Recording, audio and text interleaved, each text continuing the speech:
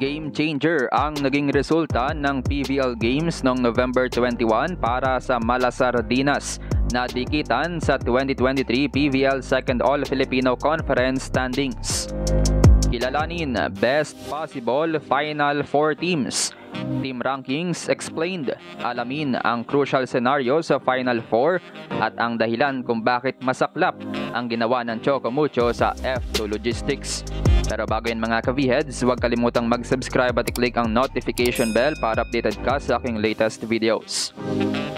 Matimbang ang naging games noong Martes, November 21 dahil unti-untin gumagawa ng separation ng Choco Mucho at Cherry Tigo sa standings. Matapos ang epic comeback ng Cherry Tigo sa Signal in 5 sets, mas tumibay ang crossovers para ma-survive ang kanilang deadly remaining games. Mas nakahinga naman ang Choco Mucho with 7 straight wins after beating F2 Logistics in 4 sets. Medyo big deal nga ito para sa mga fans dahil fan favorite itong mga teams na ito. Ang Choco Mucho nga ang officially tatapos ng Final 4 hopes ng F2 Logistics this conference. Anyway, officially ay may 7 teams pa ang buhay para sa semifinals. Ito nga ang Creamline, Choco Mucho, Cherry Tigo, Signal, PLDT, Petrogas at ang Akari. Pero kung titingnan ng standings, 5 teams na lang talaga yung may magandang tsansa sa semifinals. Ang Creamline, Choco Mucho, Cherry Tigo, Signal at ang PLDT. Ang next sled at F2 Logistics na may 5 losses ay wala na ngang tsansa dahil highest possible standings nila ay 6 wins and 5 losses at 18 game points. Hindi na aabot sa current 19 points ng rank number 4 na Signal.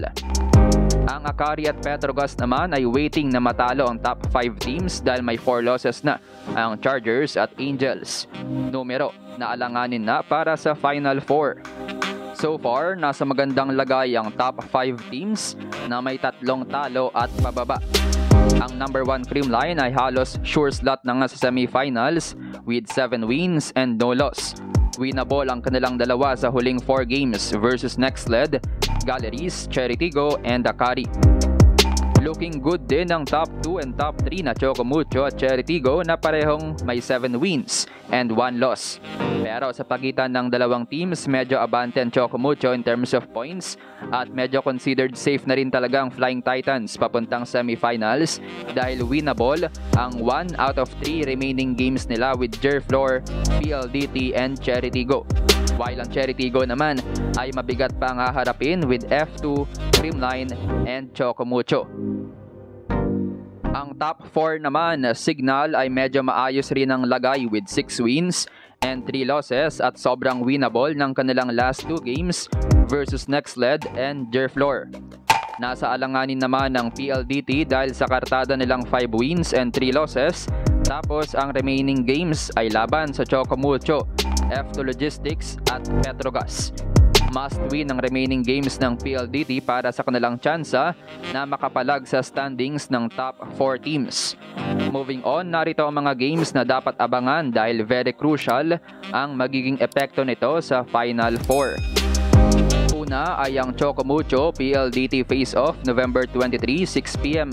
Dahil kung manalo ang Choco Mucho over the high-speed hitters, ay halos sure pasok na nga ang Flying Titans semifinals dahil aangat sila sa 8-1. Tapos may game pa sila laban sa Jerflor na 95% sure win.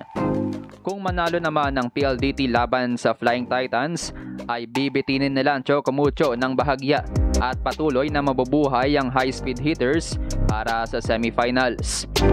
Sunod ay ang Cherry Tigo F2 Face-Off November 25, 6 PM. Dahil kung manalo nga ang Cherry Tigo ay mas lalo pa silang makakagawa ng separation laban sa top 4 to top 7 teams. At syempre magiging crucial na rin ang Choco Mucho Cherry Tigo Face-Off sa December 2, 6 PM. Sa ngayon medyo mahirap patingnan yung sinasabi nating galaw sa standings dahil dikit-dikit pa nga mga kartada ng mga koponan. Mas magiging malinaw nga yan pag nalaman ng mga resulta ng November 25 at November 23 games, lalo na ang Cherry Tigo versus F2 at ang Choco Mucho versus PLDT dahil itong PLDT nga yung talagang naghahabol at dapat maging flawless sa kanilang remaining games para makasurvive. Isa nga sa pinaka-crucial na senaryo, given na may papanalo na ng Signal ang games versus Nextled and Jerflor para maging 8 wins and 3 losses ang HD Spikers, at given na sure semifinals ng Creamline, kung may papanalo ng Chocomucho ang game versus PLDT at mananalo rin ng Cheritigo versus F2, tapos na ang usapan sa semifinals dahil magkakaroon ng 4 losses ang PLDT habang worst possible record ng Chocomucho at Cheritigo ay 8 wins and 3 losses. Kung sakali nga na manalo ang Chocomucho sa PLDT at manalo ang Cheritigo sa F2. Pero kung hindi nga yan mangyari ay marami pang posibleng maganap sa standings. Pero so far, malaki na nga ang posibilidad na manatili na talaga ang semis tickets sa current top 4 teams na Creamline, Chocomucho, Cheritigo at Signal. Disclaimer lang na ito ay as of November 21 at ito ay analysis lamang ng writer. Kayo mga ka-V-head, sino ang inyong mga manok sa Final 4? Comment down below.